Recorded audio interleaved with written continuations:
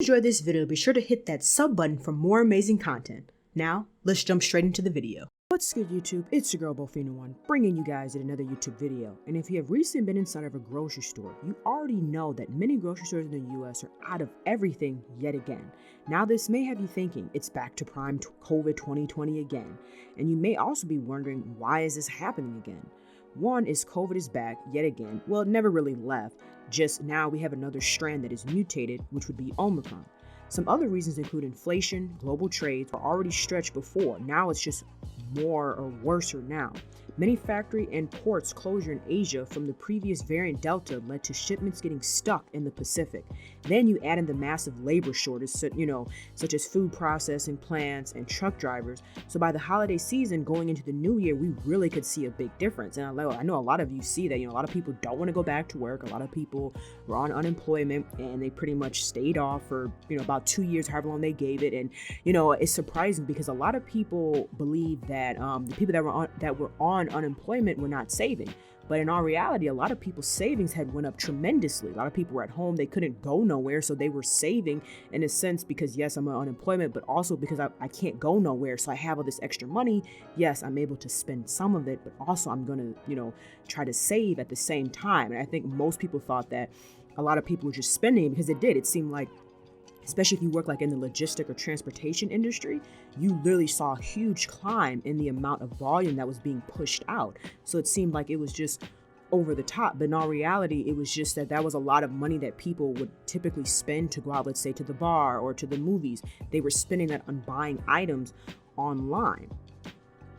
According to data provider IRI, grocery shortages have been up since the start of the year, which has pushed an increase in comfort food, especially in the Northeast, where it's wintertime and people already tend to stay home more and eat bad in general. Like, where I'm from, Illinois, it's cold out. I mean, we've got a little bit of snow, but still it's cold. So people tend to stay home anyway. They tend to not, be out and about because it's cold. So, they're inviting their friends over, they're watching football games, they're watching basketball games, so they're eating in a sense bad, and then because of Omicron, people are doing that.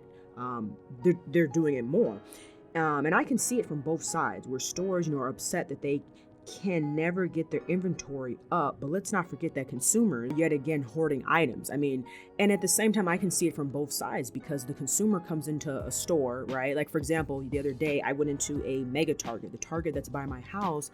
I'm not able to get the Simply Orange juice. They don't have any of it. But then when I go to the mega Target, they have some. It's still not full. It's still not 100% stocked like it was, but I can get it. So, okay, from a consumer's perspective, am I only going to get one or am I going to get two? More than likely, you're probably going to get two because there's a sense of fear of like, okay, I may not, when I come back, this may not be here, and see, that's the biggest thing. I think that's what's causing people to hoard. It's the natural instinct of people where they see something, they know there's a shortage of it, they see that they're able to get it, so they're going to get more than maybe they should because they want to have that secure feeling.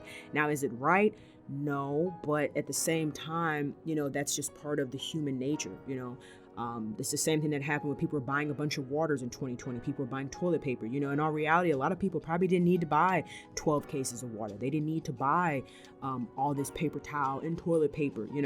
I mean, even though people were probably using it more because people working from home was at an all-time high, as well as people, they weren't going out as much. So it's understandable, but I guess you kind of have to think about it from both sides. I can see where the frustration is. And then at the same time, even if they have this stuff in the background, they don't have the workers. A lot of these stores, they're short on help. So they don't have the people that are out there able to stock stuff. So it's a shortage all around. And it's going to take a while before, if we ever can catch up. I mean, the employer the employees, what they want now is just different. Employees want to have flexibility. They want to be able to work from home. A lot of stuff, like people want higher wages, like stuff that should have been happened long time ago. It's a shame that that COVID had to make this happen, and all these people had to die in a sense for this, to be a thing.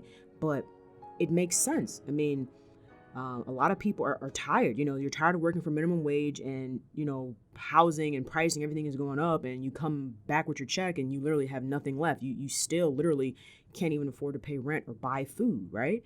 So let me know your guys' thoughts about this down below in the comment section. I thought this was an interesting article.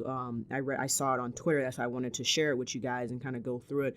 Let me know your thoughts down below in the comment section. If you enjoyed the video, be sure to drop a like, comment, share, and subscribe. Hope you guys have a good rest of your day, and I'll chat with you later. Peace, Fin Army.